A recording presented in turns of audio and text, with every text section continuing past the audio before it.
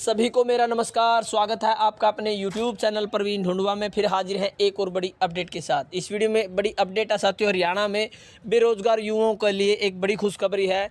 जैसा कि आप सभी को पता, विधानसभा सत्र में हरियाणा के मुख्यमंत्री नायब सिंह सैनी ने कहा था कि जो CET पास बेरोजगार साथी हैं, युवा हैं, जब तक उन्हें सरकारी जॉब नहीं मिल जाती 2 साल तक सरकार की तरफ से 9,000 रुपये महीना उनको बेरोजगारी भत्ता दिया जाएगा। तो साथियों, उस घोषणा पर फिलहाल सरकार द्वारा मंथन शुरू कर दिया गया है, यानी उसे किस प्रकार से जारी किया जाना है, किस प्रकार से लागू किया जाना है, उसके बारे में मंथन शुरू हो गया है। और पूरी डिटेल से जानकारी देंगे साथियों कि CET पास उम्मीदवारों को किस प्रकार से 9,000 रुपये सरकार देगी। और इसकी जो बड़ी जिम्मेवारी है लागू करने की, वो हरियाणा को स्वरोजगार निगम को दी गई है। साथ में आपसे 9,000 रुपये के साथ साथ काम लिया जाएगा, यानी जो आपको 9,000 रुपये मिलेंगे तो उसके साथ आपको सरकार का काम करना होगा। उसकी डिटेल आपको देंगे साथियों, किस प्रकार से आपसे काम लिया जाएगा। वीडियो को लास्ट तक आप जरूर देखें। चलिए शुरू करते हैं। हरियाणा सरकार ने CET पास उम्मीदवारों को 9,000 रुपये स्टाइपेंड देने की योजना पर मंथन शुरू, यानी अब जो 9,000 रुपये CET पास उम्मीदवारों को देना है उसका हरियाणा सरकार ने मंथन शुरू कर दिया है।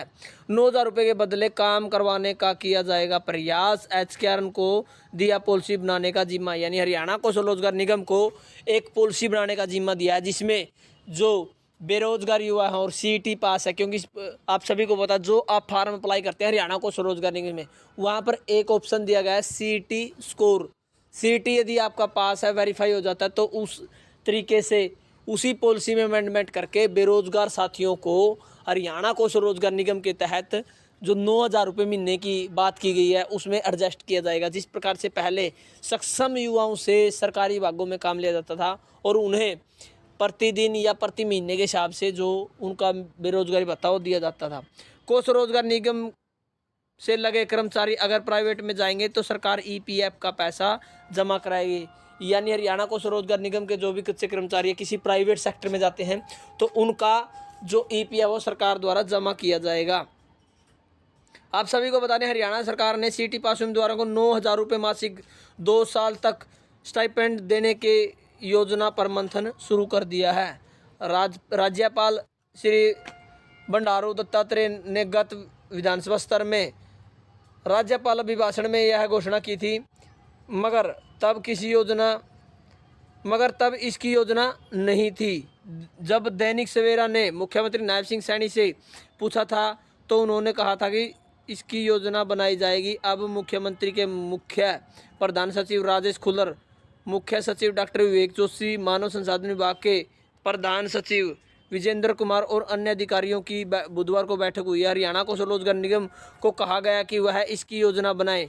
अभी जो मंथन हुआ उसके अनुसार जिन CET पास उम्मीदवारों को सरकारी नौकरी नहीं मिल पाई है उन्हें 9,000 रुपये मासिक स्टाइपेंड देने के बदले काम करवाया जाएगा, यानी सरकार अगर 9,000 रुपये देगी तो उनसे काम भी लेगी। हालांकि सरकार ने सक्षम युवा योजना भी इसी तर्ज पर पहले चला रखी है। कौशल रोजगार निगम को कहा गया है कि उन उम्मीदवारों की सूची तैयार की जाए जो पास हैं मगर उनका चयन नहीं हो पाया है। तो साथियों, बिल्कुल जैसा हमने स्टार्टिंग में बताया वीडियो में कि हरियाणा को स्वरोजगार निगम को ये जिम्मा इसलिए दिया गया है क्योंकि उनके पास पूरा डाटा है।